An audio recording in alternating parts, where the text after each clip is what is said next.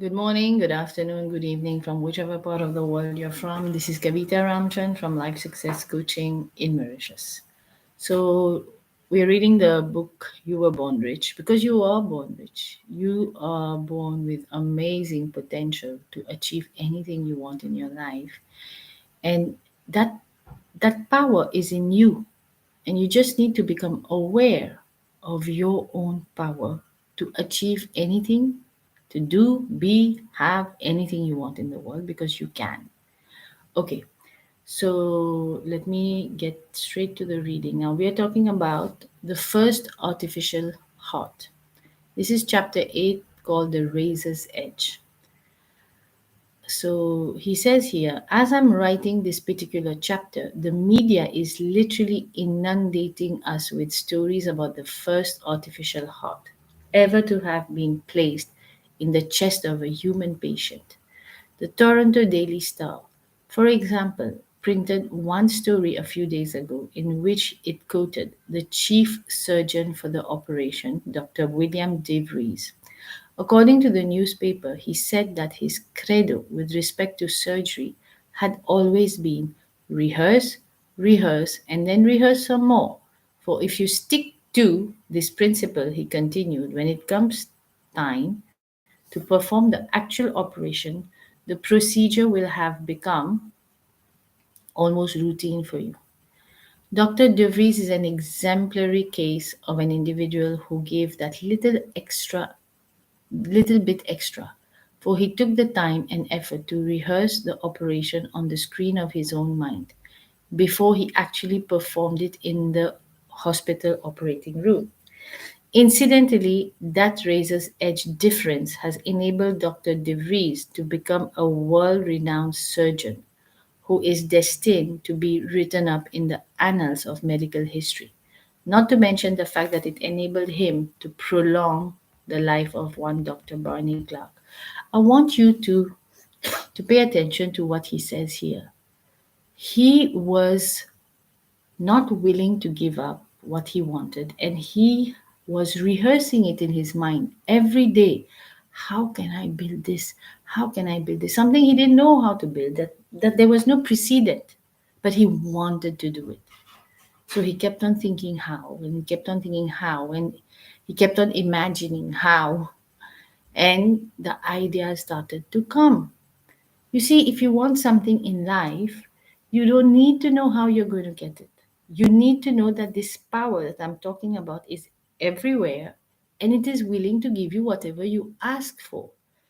But it will see how much you persevere, because it would be so easy otherwise to just get it, isn't it? So if I look at this from my life's perspective, I always wanted to know, what is this life all about? You know, why do we have this life? And you see people suffering, you see people happy, you see people rich, you see people poor. What's the point of life? I had these questions at a very, very young age. And when I discovered it, I never gave up on finding out what is life all about. Always wanted to know. And when I discovered what life is all I wanted to do is share this with the world. And the person who helped me to discover this was Bob Proctor. That's why I'm reading his book right now and the books he recommends. Because he has been a living example of what he has written in this book, of what he has preached all over his lifetime, you know. So we want to really learn from people who have demonstrated by results, because that's the only time we are going to get the result that they got. That's how simple it is. All right. So he says here, another excellent illustration of going that extra mile by doing one more time is offered in the same historic event for Dr. Robert Jarvik, only 36 years of age, and the man who designed the world's first artificial heart is another prime razor's edge candidate for you For you see, Dr. Jarvik is also a man who was rejected at least 3 times by every medical school in the entire United States of America. Guys, that is enough to make anybody say, never mind, why should I go to apply again? I'm being rejected. That can make anybody disheartened and give up on their dreams. In fact, he was even advised by one teacher whose course he was failing to apply to dental school. I mean, that first doctor planted the heart in somebody's heart, like in a human being, but this one was the one who designed the artificial heart. But Robert Jarvik was a man with a vision, and he would not be denied. He would not be denied it. He intuitively grasped that he was the master of his fate, and he must have innately understood the razor's edge concept, for he would not accept defeat. As a result of his remarkable perseverance, he was finally accepted into the University of Utah School of Medicine, Salt Lake City in 1972. A mere decade later, young Robert Jarvik achieved a medical breakthrough, the likes of which had never been seen before. Speaking of her husband, Dr. Jarvik's wife Elaine said, he has qualities which are very difficult to measure. He is creative, and that is something you cannot measure with a test. Clearly, young Robert Jarvik entered the fierce competition for a place in medical school with none of the conventional assets: superior grades, a prestigious academic degree, and a high score of medical entrance exam. He didn't have all that.